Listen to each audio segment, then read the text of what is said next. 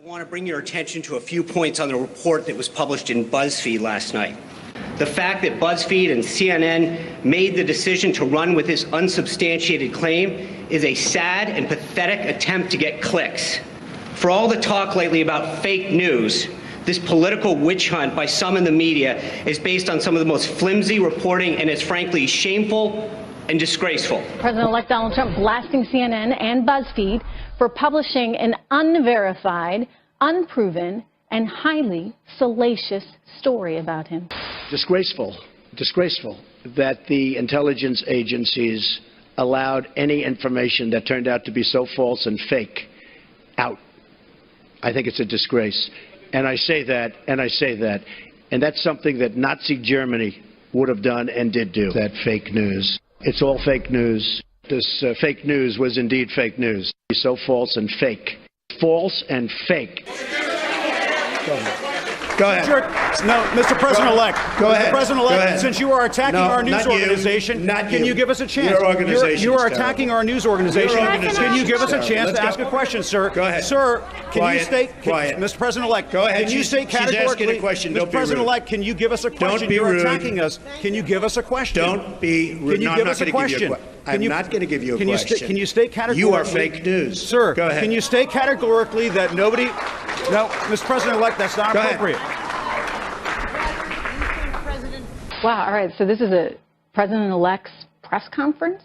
I mean, can you imagine a reporter ever doing that to President Obama? I mean, there is some kind of decorum, right, that you're supposed to have when you go into a situation like that. The CNN reporter really just egging him on and egging him on and egging him on. Well, this is the press really going to war with President Trump. They really want... Or CNN going to war with President Trump. Yeah. But I mean, you see the support he gets in the press room. It wasn't just CNN. It was, CNN tries its question. Immediately people go after it. Like, that's what they want. You've got Brian Stelter on the same network complaining constantly about fake news.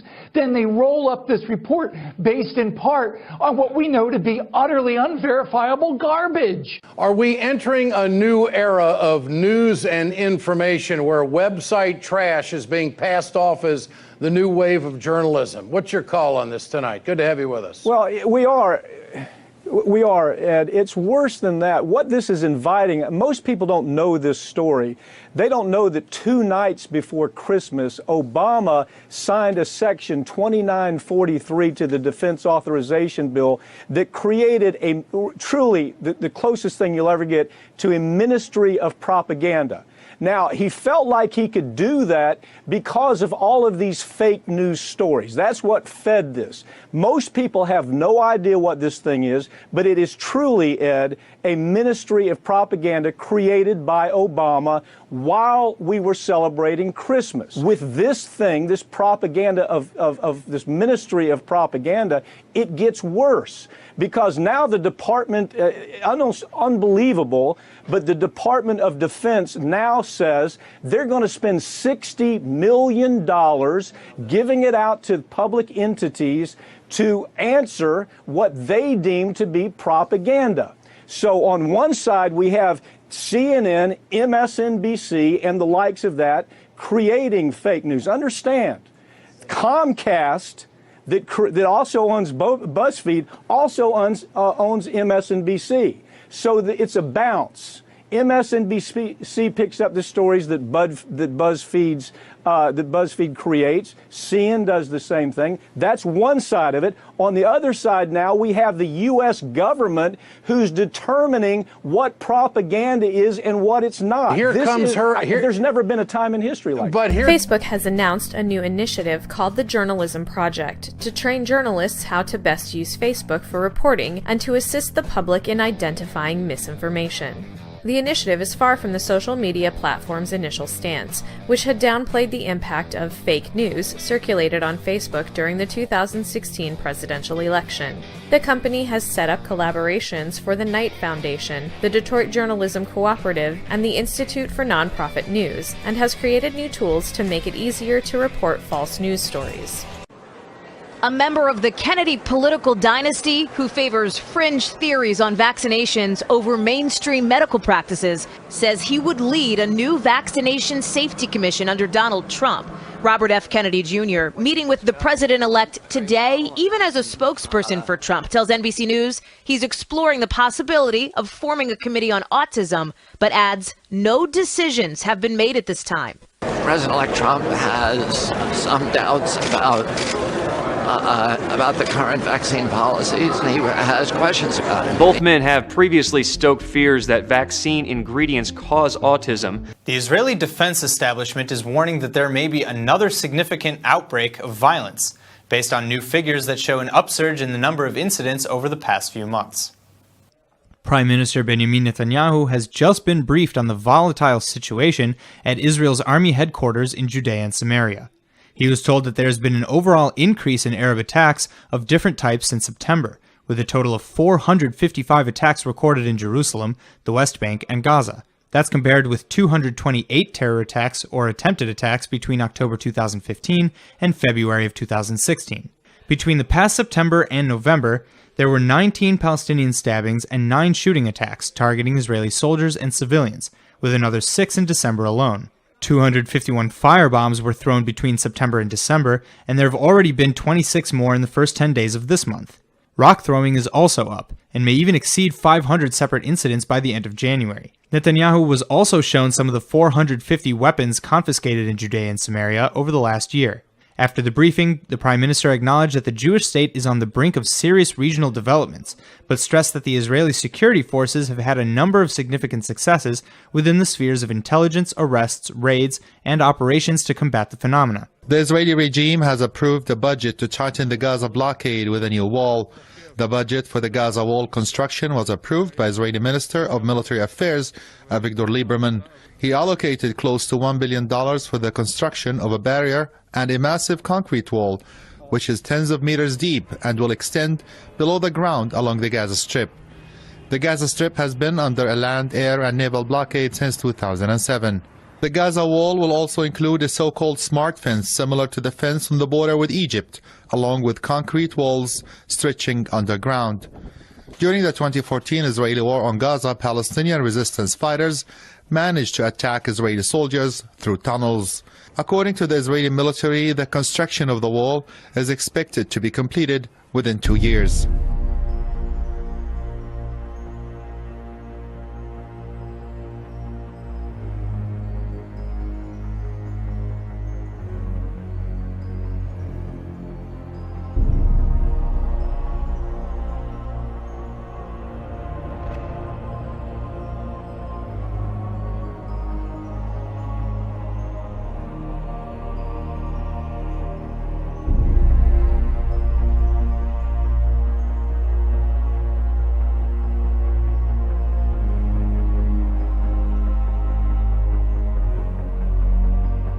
In one of the diplomat's final acts in office, U.S. Secretary of State John Kerry will be attending the Paris Peace Summit set for January 15th, at which the subject of discussion will be the Israeli-Palestinian conflict. Recently, Kerry has spoken on the subject and even gave a 70-minute speech 2 weeks ago, defending the decision not to veto UN Security Council Resolution 2334. The resolution calls all areas captured from Jordan by Israel in the defensive 1967 Six-Day War illegal.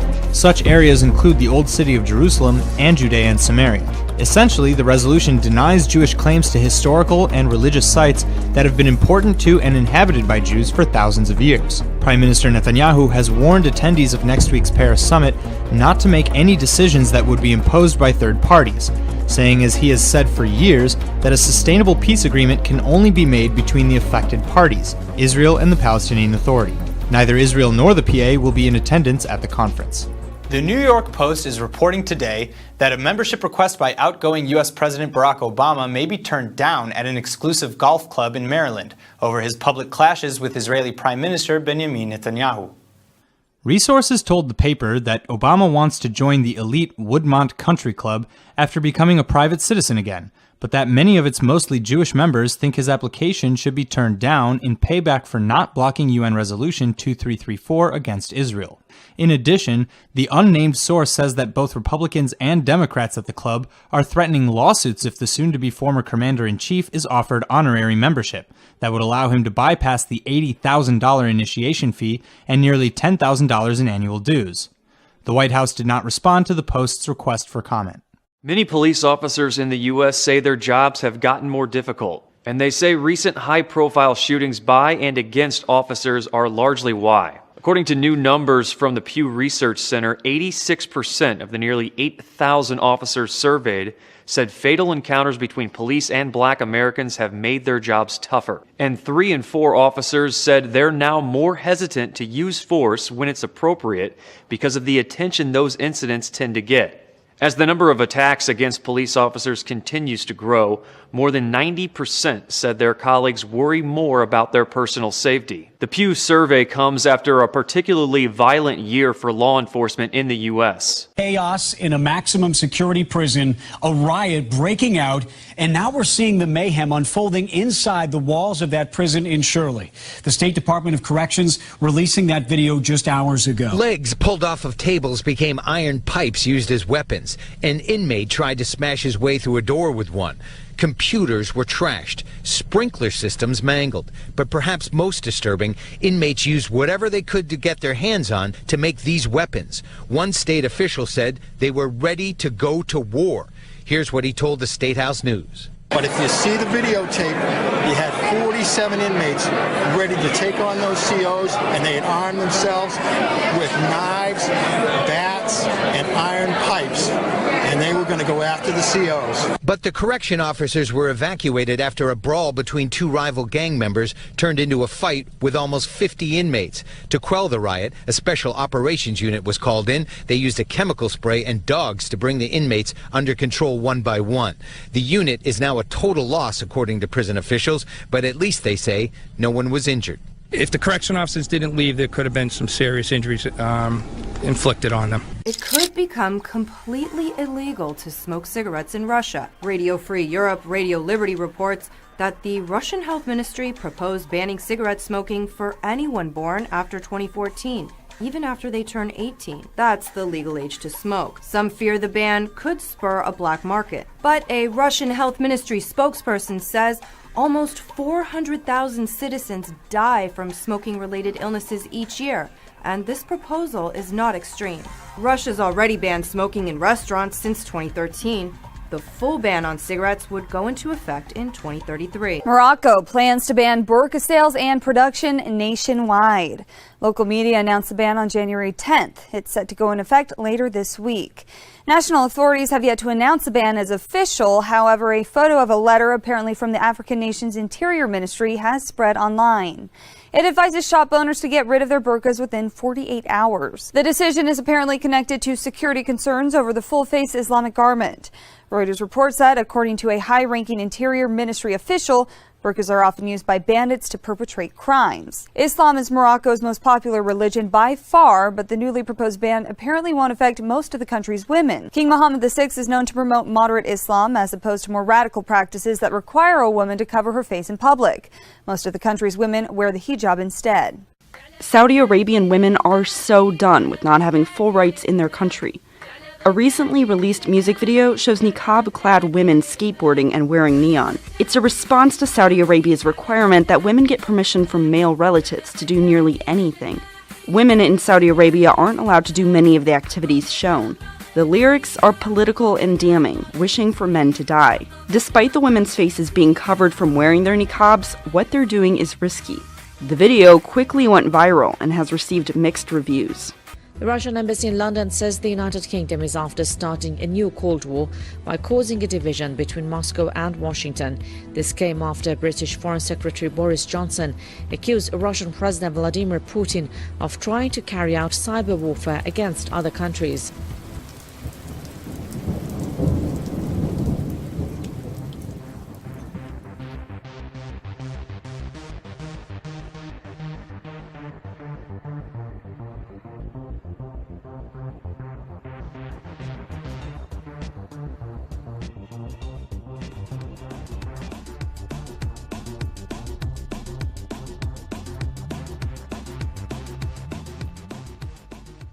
Now, the United States has deployed 10 F-35B stealth fighters to its air station in Iwakuni, Japan, marking the first time the units have been deployed overseas. According to a U.S. Marine Corps spokesperson, the military aircraft left their U.S. base in Arizona on Monday, and they actually reached Japan on Thursday, with 6 more scheduled to arrive sometime this year. The U.S. base in Japan is designed to serve as the primary channel for American forces in the event of a military situation arising from the Korean Peninsula.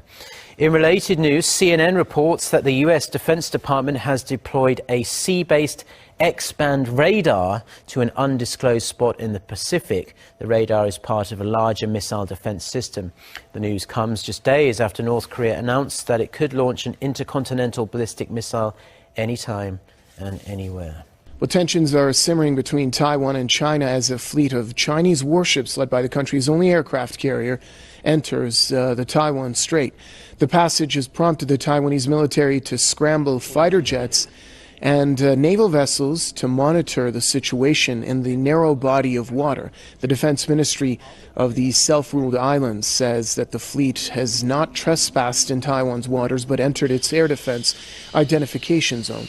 Taiwan has warned that any such threats from China would not benefit bilateral ties. Beijing says the Liaoning aircraft carrier's movements comply with international law. The development comes after Taiwan's president, Tsai Ing-wen, visited the U.S. despite protests from Beijing. China considers Taiwan a breakaway province under its control.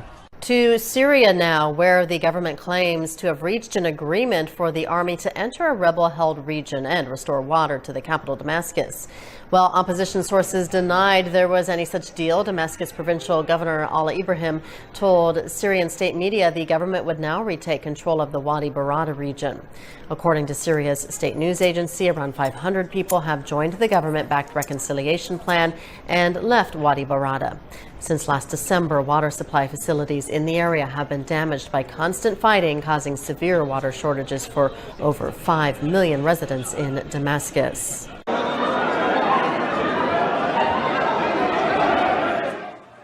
Chaos breaks out on the parliament floor in Turkey. Members of the country's ruling party, AKP, and main opposition, the Republican People's Party, physically attacked one another at a General Assembly meeting. They were debating constitutional changes that would expand President Erdogan's powers until 2029. The fight apparently erupted as lawmakers from the AKP tried to prevent other members from filming the voting session with their cell phones. Erdogan's critics say added power would fuel authoritarianism, but his supporters argue Turkey needs strong leadership. Lawmakers from both parties traded kicks and punches as the acting parliament speaker adjourned the session. The United States has added a bumblebee to the endangered species list for the first time in history. The rusty-patched bumblebee has nearly disappeared from the continental U.S. over the past 2 decades, and experts worry the species won't be the last. 3 other types of bees could soon also be added to the list. Anya, we already know that there is a crisis with honeybees, but now, unfortunately, it looks like a crisis is also brewing with these bumblebees. Now, according to the U.S. Fish and Wildlife Service, these rusty patch bee populations have declined 87% since the late 1990s. And in fact, at one time, they could be found in 28 states from Connecticut to South Dakota, Washington, D.C., and several places in Canada. But now they are only present in 13 states and 1 Canadian province. Now, the U.S. Fish and Wildlife Services has issued a statement. They say, quote, the species, now balancing precariously on the brink of extinction, has become the first ever bumblebee in the United States and the first bee of any kind in the contiguous 48 states to be declared endangered. By placing these bees on this endangered list, they now know that resources can be allocated toward trying to save them. And these bees are very important because they are pollinator bees, which means that they help to protect about 1/3 of all of our crops. They help maintain the wildlife lands that we have here and forests. And so we do need them. They are important. And in fact, the Wildlife Service estimates that they contribute to about $3 billion worth of pollination services just in the United States alone. So it's very important that we start to protect these bees.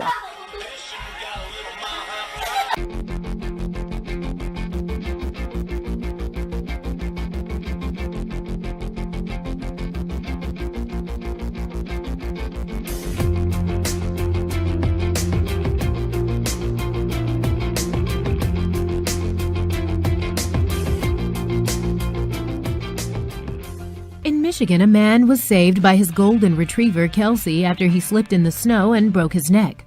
The fall paralyzed him, and Kelsey kept him warm and laying on top of him until help came and got him. He's now healing at the McLaren Northern Michigan Hospital. In an interview, he stated, "She kept barking for help, but never left my side. She kept me warm and alert. I knew I had to persevere through this and that it was my choice to stay alive. I am so thankful for my two heroes. Kelsey kept me warm, alert, and never stopped barking for help. Dr. Colin saved my life and my ability to move. They are truly heroes, and I will be eternally grateful."